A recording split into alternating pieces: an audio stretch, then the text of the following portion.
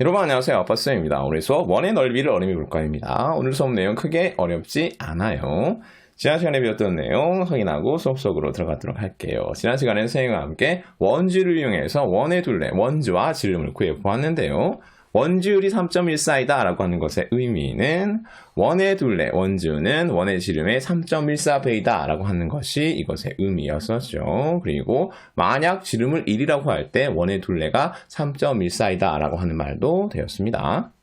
그리고 똑같이 생각해서 원주율이 3.1이다 라고 하면 이 말의 의미는 원주, 원의 둘레는 지름의 3.1배이다. 그리고 만약 지름을 1이라고 하면 원의 둘레가 3.1이다 라고 하는 것이 이 원주율이 3.1이다 라고 하는 말의 의미였었습니다. 다음으로 지름을 할 때 원주를 구하는 식은 지름 곱하기 원주율이었고요. 원주를 할 때 지름을 구하는 식은 원주 나누기 원주율이었습니다. 물론 기준 양과 비교하는 양에 0이 아닌 같은 수를 곱하거나 나누어도 비율, 원주율은 변하지 않는다는 성질을 이용하여 문제를 해결할 수도 있었죠. 그럼 오늘 수업 속으로 들어가도록 하겠습니다. 교과서 98쪽이네요. 반지름이 10cm인 원 모양의 접시가 있습니다. 접시의 넓이를 어림해 봅시다 라고 했네요. 그리고 원의 넓이를 어림할 때 어떤 도형을 이용하면 좋을까요? 라고 물어보고 있어요. 자, 두 친구가 이야기를 해주고 있습니다. 남자친구가 원 안과 밖에 있는 사각형의 넓이를 어떻게 구하지? 라고 물어보니까 여자친구가 네 변의 길이가 모두 같은 사각형이잖아 라고 답해주고 있습니다. 자, 여러분 어떤 도형을 이용하면 좋을까요?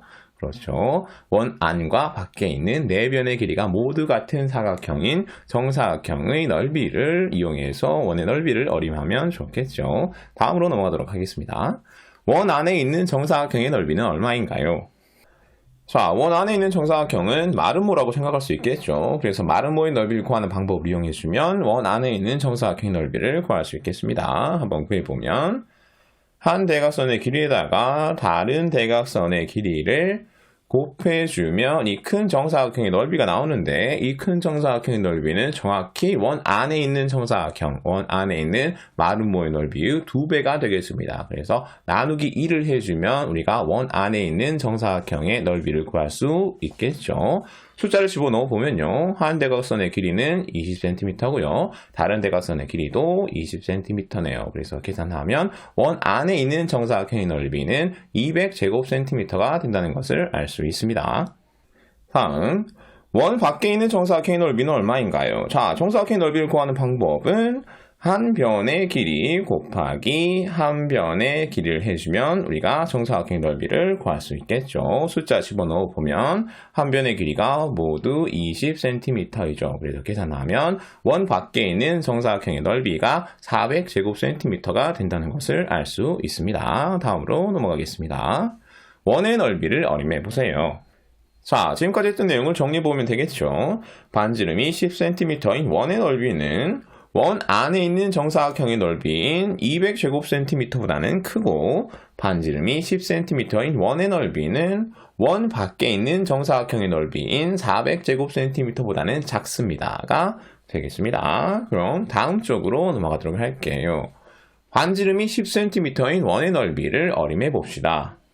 자, 원의 넓이를 어림하기 전에 원의 크기 다시 한번 확인해 보면 모는 한 칸의 넓이가 1제곱cm이고 반지름이 모는 10개로 이루어져 있기 때문에 반지름이 10cm인 원이 맞네요. 원의 넓이가 얼마인지 어떻게 알 수 있을까요? 자, 원이 모는 위에 그려져 있습니다. 그렇기 때문에 모는의 수를 세어보면 우리가 원의 넓이가 얼마인지를 구할 수 있겠죠. 다음, 노란색 모눈을 모두 세어보세요.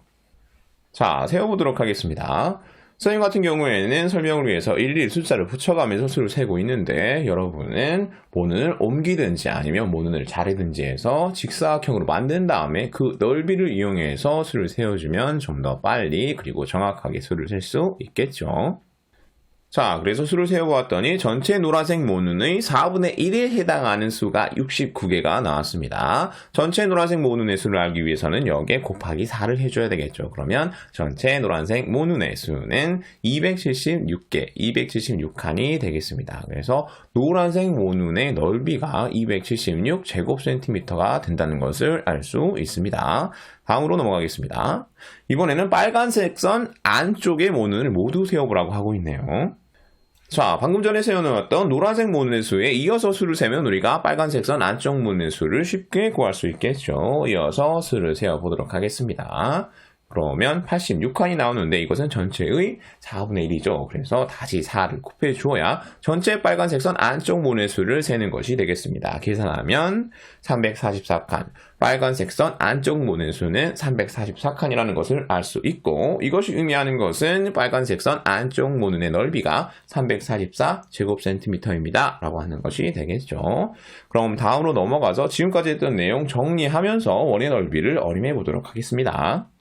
자, 어림해 보면 반지름이 10cm인 원의 넓이는 원 안에 있는 노란색 모눈의 넓이인 276제곱cm보다는 크고, 반지름이 10cm인 원의 넓이는 원 밖에 있는 빨간색 선 안쪽 모눈의 넓이인 344제곱cm보다는 작습니다가 되겠죠. 다음으로 넘어가도록 하겠습니다. 오늘 마지막 3번이네요. 네모 안에 알맞은 수를 써 넣어 봅시다.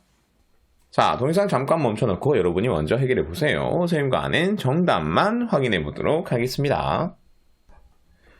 자, 왼쪽에 있는 문제부터 정답 확인해 보면 원의 넓이는 원 안에 있는 정사각형의 넓이인 18제곱cm보다는 크고, 원 밖에 있는 정사각형의 넓이인 36제곱cm보다는 작습니다가 되겠죠. 그리고 오른쪽에 있는 문제 정답 확인해 보면 원의 넓이는 원 안에 있는 민트색 모눈의 넓이인 60제곱cm보다는 크고, 원 밖에 있는 빨간색 선 안쪽 모눈의 넓이인 88제곱cm보다는 작습니다가 되겠죠.